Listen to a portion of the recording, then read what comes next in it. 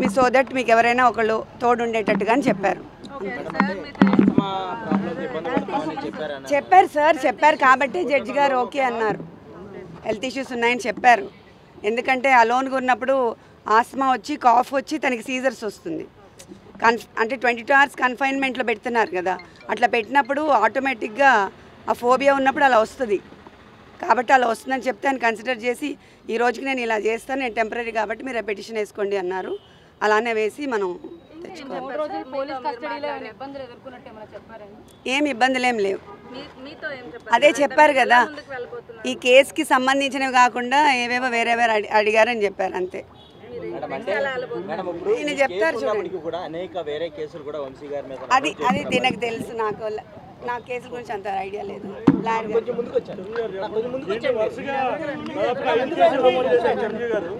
వరుసగా 5 కేసులు నమోదు చేశారు వల్లభనేని వంశీ గారి మీద, ఒకదాని తర్వాత ఒకటి. కేసులకు సంబంధించి ఎట్లా చూడాలి ఏం చెప్తారు? అంటే ఇప్పుడు వల్లభనేని వంశీ గారిని మేము మొదటి నుంచి చెప్తుందే కదా, ఏ కేసుల్లో కూడా నిజాలేం లేవు. ఎలా అయినా వంశీ గారిని కొంతకాలం అయినా జైల్లో బంధించాలన్న ప్రయత్నమే తప్ప ఇంకేం కాదు. ఇవన్నీ ఒక దాంట్లో బెయిల్ వేసాం. ఇప్పటికి ఎన్ని కేసులు కట్టారో తెలియదు. 10 అంటున్నారు, 8 అంటున్నారు, 9 అంటున్నారు, 11 అంటున్నారు. వాళ్ళ ఇష్టం వచ్చిన సెక్షన్స్ నంబర్స్ చెప్తున్నారు. ఇవన్నీ ఫుల్ ఫైనలైజ్గా వాళ్ళు అవన్నీ ఒకటి సమాచారం తీసుకున్నాం. అన్నీ కలిపి we can challenge, we can almost all ఇవన్నీ కూడా రేపు కోర్టులో నిలబడేవి కాదు. ఇప్పుడు సత్యవర్ధనం ఎలా అయితే సత్యం ఏసీబీ కోర్టులో చెప్పి ఎస్సీ ఎస్టీ కేసు ఆ పార్టీ ఆఫీసులో తొలగిపోయిందో, భవిష్యత్తులో కూడా అన్నీ అలాగే జరుగుతాయి. ఇప్పుడు ప్రతి కేసు ఎలాగో కోర్టులో ఛాలెంజ్ చేయాల్సిందే. ఇవే రేపు కోర్టులో కొంతకాలం జైల్లో పెట్టడానికి సరిపోతుందే కానీ ఈ కేసుల్లో వల్లభనేని వంశీని శిక్షించడానికి ఎటువంటి మెటీరియల్ లేదు. వరుసగా 1 by 1 కేసులు వస్తూ ఉన్నాయి కదా. మొన్న ఒకటి వచ్చింది, వరుసగా 5-6 కేసులు రావడం వల్ల ఆల్మోస్ట్ 5-6 నెలల పాటు ఎవరు రారు, బయటికి కూడా రావడానికి వీలు లేదు అనే ఒక అంశంలో మీరు ఎలా డిఫైన్ చేస్తారు దాన్ని? అంటే ఇప్పుడు వాళ్ళ ప్రయత్నం అయితే మీరు చెప్పినట్టుగానే నెలలు వల్లభనేని వంశీని లోపలుంచి ఎట్టి పరిస్థితుల్లో బయటికి తీసుకురాకూడదన్న ప్రయత్నంలో భాగంగానే they are going to file all these false cases 1 by 1, one after one. ఇప్పుడు ఇవన్నీ కూడా రేపు భవిష్యత్తులో will challenge all the cases in court of law, at high court and supreme court level. Many cases definitely will be quashed. Sir, ఇప్పుడు narco అనాలిసిస్కి ఏదో నేను సిద్ధంగా ఉన్నానని నేరుగా న్యాయమూర్తి గారు వంశీ గారు చెప్పినట్టుగా తెలుస్తుంది. ఏంటి, ఎందుకు అంత పరిస్థితికి ఆయన సిద్ధం అవుతున్నాడు? అంత పెద్ద కేసు కాదు కదా ఇది.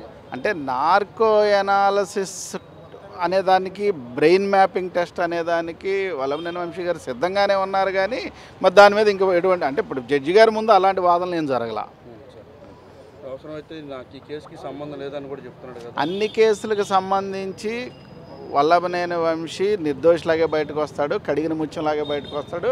అతను ఈ కేసులకి వల్లభనేని వంశీకి ఎటువంటి సంబంధం లేదు. మొట్టమొదటి నుంచి మేము అదే చెబుతున్నాం, ఇప్పుడు అదే చెప్తున్నాం.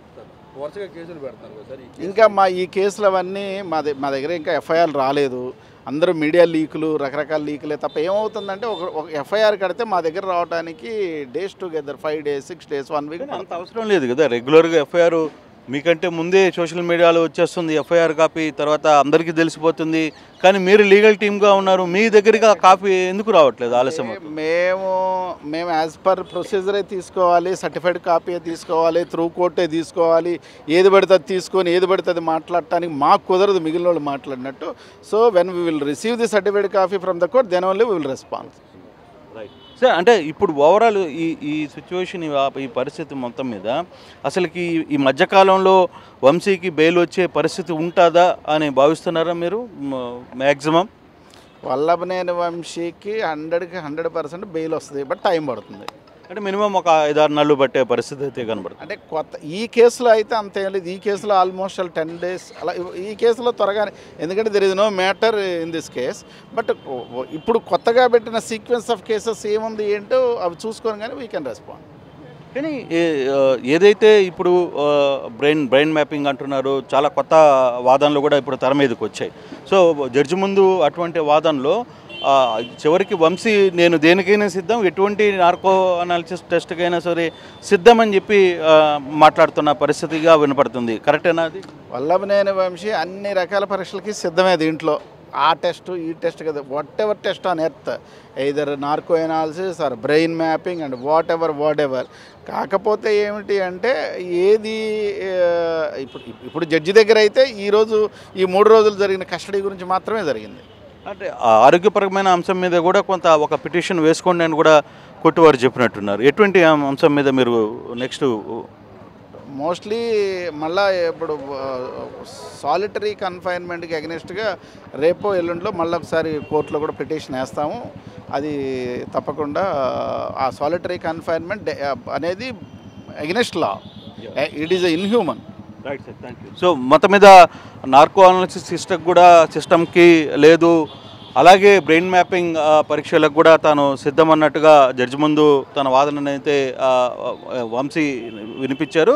అయితే అది అంత దూరం వచ్చే పరిస్థితి అయితే ఉండకపోవచ్చు. ఫర్దర్గా న్యాయపరంగా ఏ అంశాల మీద అయితే ముందుకు వెళ్ళాలో దాని మీద ముందుకు వెళ్తాం. కానీ బెయిల్ ఇప్పుడు అంత త్వరగా వచ్చే అవకాశం అయితే మాకు కూడా కనపట్లేదు అనేది వంశీ తరఫున న్యాయవాది మాట్లాడుతున్న పరిస్థితి. Out studio.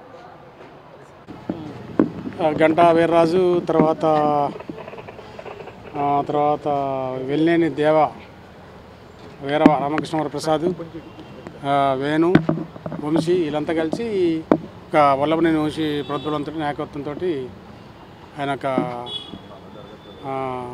ఉత్తర్వుల మేరకు ఆర్డర్స్ తోటి వీళ్ళంతా కలిసి ఒక గ్రూప్గా ఏర్పడి ఇతన్ని బలవంతంగా 9వ తారీఖు నాడు తీసుకెళ్ళి హనుమాన్ జంక్షన్ తీసుకెళ్ళి అతనితోటి కాగితం రాయించి దాని తర్వాత మళ్ళీ నెక్స్ట్ 10వ తారీఖు నాడు కోర్టుకు తీసుకొచ్చి కోర్టు ముందు కారులో కూర్చోబెట్టి అదంతా కోర్టు పిలిచినప్పుడు కోర్టులోకి వెళ్ళి అతనితో కాగితం ఇప్పించేసి ఇతిరా చేసుకున్నట్టు బలవంతంగా ఇతిరా చేయించి దాంతో అట్లా కాకుండా మళ్ళీ అక్కడి నుంచి కూడా కారులో మళ్ళీ కొంతమంది అనుచరులతోటి హైదరాబాద్కి కరెక్టా AP party BG 5005 black colour కారులో హైదరాబాద్ తీసుకెళ్ళి హైదరాబాద్లో భూజా అపార్ట్మెంట్లో వల్లభనేని వంశీ ఇంటికి తీసుకెళ్ళి ఆ రోజు నైటు వల్లభనేని వంశీ నైటు కిందకు వచ్చి ఇతన్ని పైకి తీసుకెళ్ళి ఆ నైట్ ఆ ఇంట్లో పడుకోబెట్టుకొని తెల్లారి పొద్దున మళ్ళీ మార్నింగ్ 9 గంటల సుమారు ఆ 9 గంటల టైంలో మళ్ళీ అదే కారులో భూజా నుంచి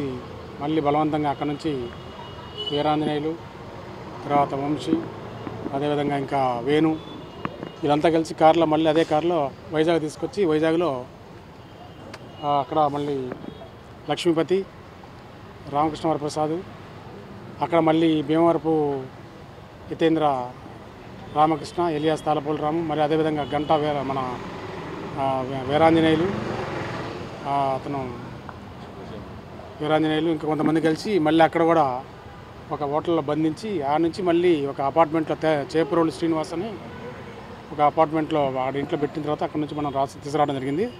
దానిలో భాగంగా వీళ్ళందరినీ కూడా అరెస్ట్ చేయడం, కొంతమందిని అరెస్ట్ చేయడం, A7, A1, A8, అదేవిధంగా A4, A10 అరెస్ట్ చేయడం జరిగింది. దాంట్లో భాగంగా వీళ్ళని పోలీస్ కస్టడీ తీసుకుని 3 రోజుల నుంచి పోలీస్ కస్టడీ విచారించి వాళ్ళు ఇవన్నీ సీసీ ఫుటేజ్లు ఇవన్నీ ఉన్నాయి కాబట్టి వాళ్ళు ఏం చెప్పడానికి ఈ ఆస్కారం లేకుండా కొన్ని విషయాలు కొన్ని సీసీ ఫుటేజ్లు ఉన్నవి ఇవన్నీ ఏమీ అబద్ధం ఆడటానికి ఛాన్స్ లేదు కాబట్టి వాటిని వెళ్ళాను వచ్చాను మా ఇంటికి వచ్చాడు మేమేం కిడ్నాప్ చేయలేదని చెప్పడం జరిగింది. ఆ రోజు నైట్ నా దగ్గర పడుకున్నా అని చెప్పాడు. మా ఇంట్లోనే పడుకున్నాను, తెల్లారి పొద్దున కూడా వెళ్ళాడని చెప్పాడు. ఆ కార్లో తీసుకెళ్ళింది, కార్లో వచ్చింది అతను కూడా చెప్పాడు. వైజాగ్ వెళ్ళింది, అదంతా కూడా క్లియర్ కట్ మనకి అంతా ఎవిడెన్స్, డాక్యుమెంటరీ ఎవిడెన్స్ ఉంది. ప్లస్ సీసీ ఫుటేజ్లో మన హైవే మీద కార్లు క్రాస్ అయినాయి, చెక్ పోస్టుల దగ్గర టోల్ గేట్ దగ్గర చెక్ పోస్ట్ దగ్గర క్రాస్ అయినట్టుంది. అదేవిధంగా హోటల్లో కానీ వైజాగ్ ఇంట్లో కానీ, అదేవిధంగా భూజా గేట్లో పాస్ దగ్గర కానీ ఇవన్నీ కూడా సీసీ ఫుటేజ్లు కలెక్ట్ చేయడం జరిగింది. అదేవిధంగా కొన్ని డాక్యుమెంటరీలు వీళ్ళందరూ కూడా ఎక్కి ఎవరెవరు వైజాగ్ నుంచి హైదరాబాద్ నుంచి వైజాగ్ తీసుకుంది, వైజాగ్ నుంచి మళ్ళీ విజయవాడ నుంచి వైజాగ్ తీసుకుంది, వైజాగ్ నుంచి హైదరాబాద్ నుంచి వైజాగ్, అట్లా ఎవరెవరు తీసుకుని ఎవరెవరు ఎక్కడ ఏ పాత్ర ఎంత అనేది కూడా క్లియర్ కట్గా దాంట్లో రావడం జరిగింది. ఇంకా దీంట్లో కొంతమందిని మళ్ళీ ఇంకా దీంట్లో అంత కంప్లీట్ కాలేదు. ఫర్దర్గా మళ్ళీ ఆలోచన చేసి మళ్ళీ పోలీస్ కస్టడీ తీసుకోవడానికి ఏమైనా అవకాశం ఉందని కనుక్కొని చూసి దాన్ని బట్టి మళ్ళీ